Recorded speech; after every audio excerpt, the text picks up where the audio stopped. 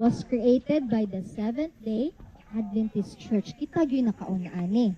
Okay? Ang Adventure Club nagsugod from age 4 until 9 years old. Ang Pathfinder Club 10 until 15 years old. Ug ang Master Guide ang pataas hangtod adult. Okay, minagod. Ang Adventure Club nagsugod year 1970. 1970. Okay? So, ang General Conference, ang pinakataas nga, mura ba government na to, sa ato ang church, okay, nagtukod ani nga, unsa nga club?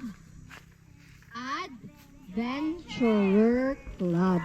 Okay. Pa man ta katukod og official mo nang karon, sabto na mo para makatukod